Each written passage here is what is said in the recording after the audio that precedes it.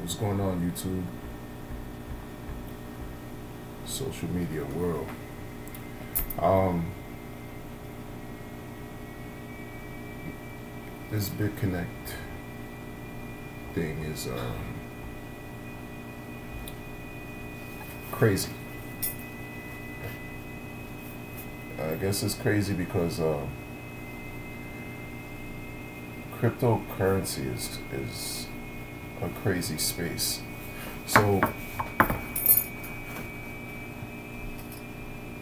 BitConnect decided to change, the way they lend, the way they're doing their lending program. So now it's not existent anymore. So everyone who's been used to looking forward to finding out what the next interest rate payout is going to be can't experience that anymore. People who, actually altered their lifestyle altogether. They altered their lifestyle altogether so that they can pretty much free themselves from certain life constraints. Can't do that anymore. Planning for the future in ways where people can set goals for themselves and things of that nature, that can't be done anymore.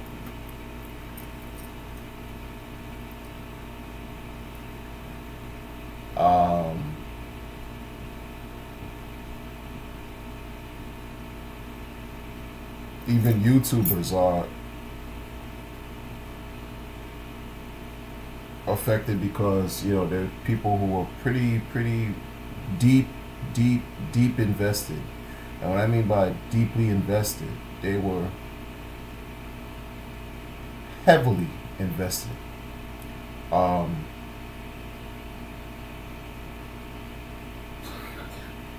not making videos because it's within their right, but this whole sudden change sent ripples. There's a deep ripple effect, right? What do you do? What's the next step, right? It's easy to say move on, but you don't know a person's situation until you're essentially in their shoes. Everyone has their own journey.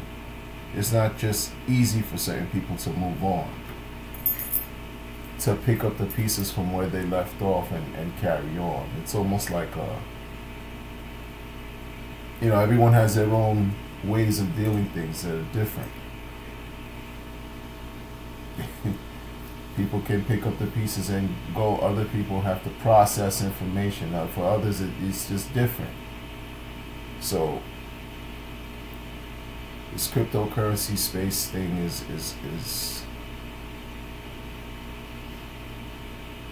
fascinating, but it also helps me learn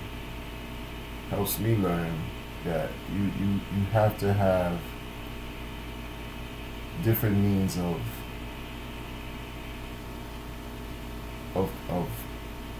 creating revenue. Therefore, when one stops, the others keep continuing, and you'll set yourself in a good space. And this is just how I feel. I'm not, and there's another thing with this politically correct stuff about putting disclaimers about not being financial advisors. Like this.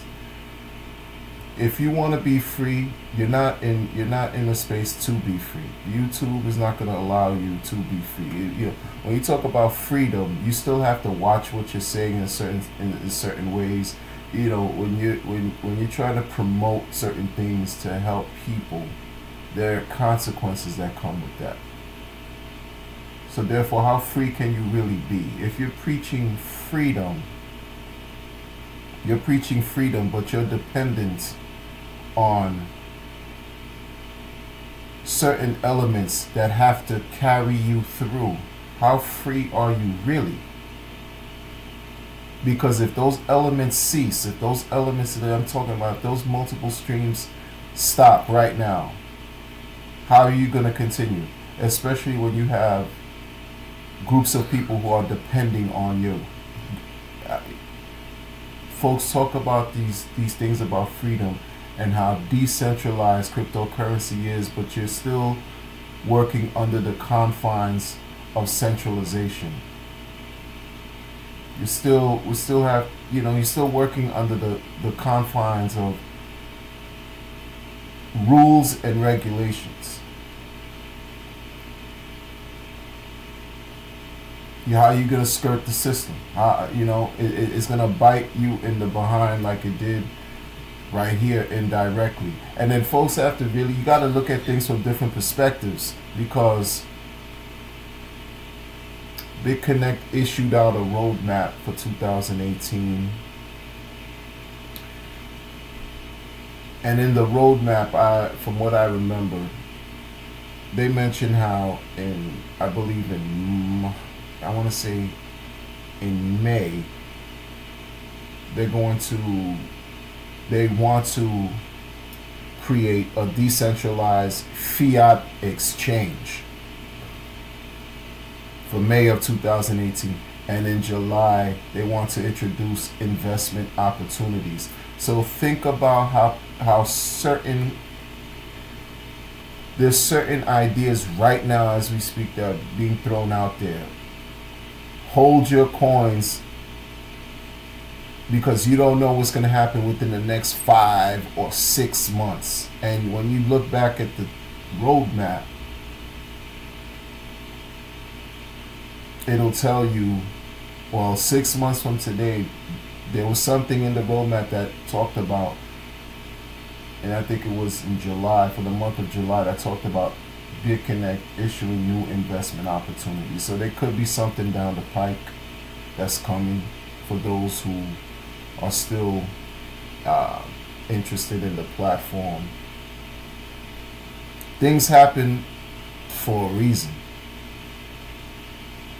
Things happen for a reason. This is, it's bittersweet for many people, because the reason why I say it's bittersweet is because, I was watching so many videos of people who have expressed so much joy in BitConnect. Everyone who's in BitConnect didn't lose anything as far as before these changes that took place, because the platform was, if you had a loan, you were getting your daily payouts. People had videos about how they left their jobs. They quit their jobs, people. They quit their jobs because they use this as an opportunity, a platform to springboard their livelihoods to the next level. People have, used this to supplement their livelihoods. People have created loans for their loved ones to assume all the risk for themselves, but on behalf of their loved ones, so that their loved ones can also participate in cryptocurrency. This is not just about earning money every day. This is not just about making a profit every day. It's about also learning about cryptocurrency and earning crypto, and how can crypto fit in this in your life.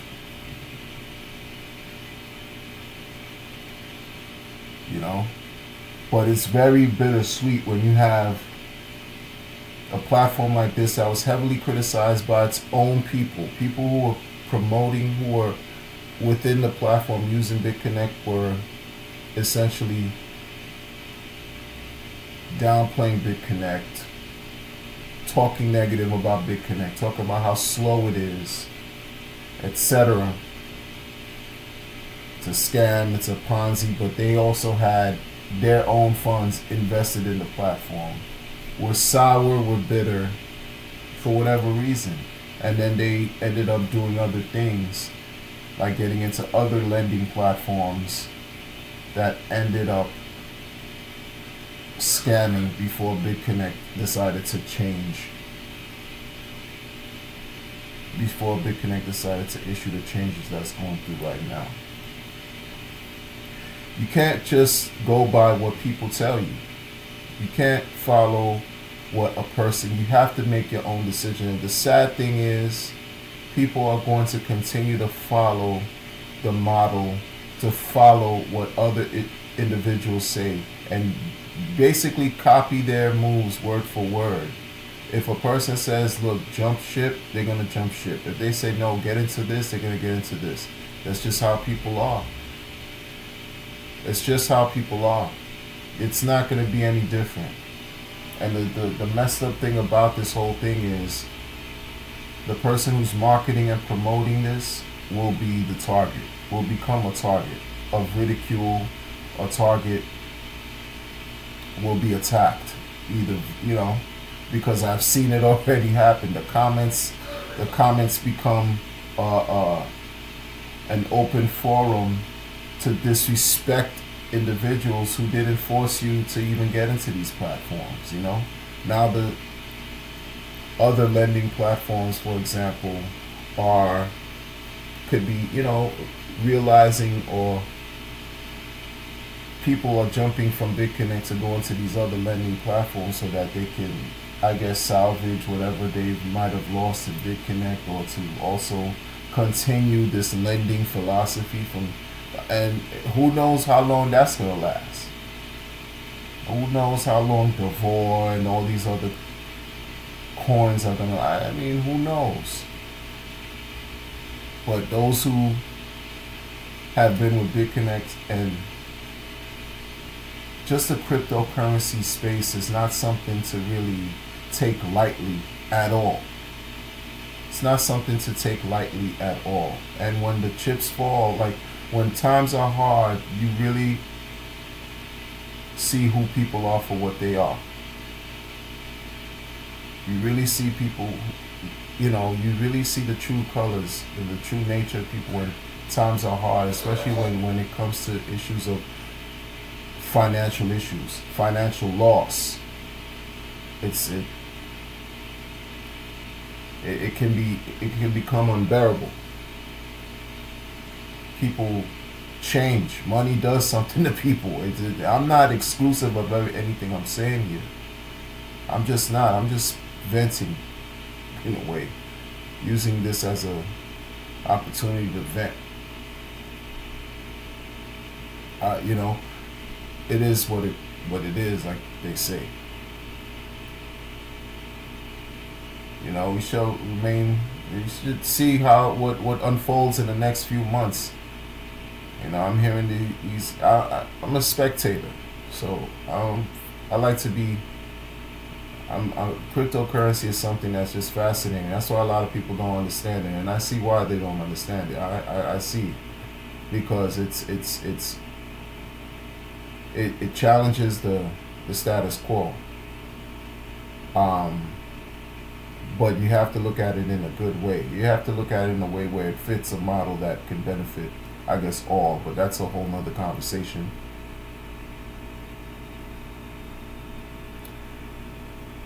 It's just a very expensive price.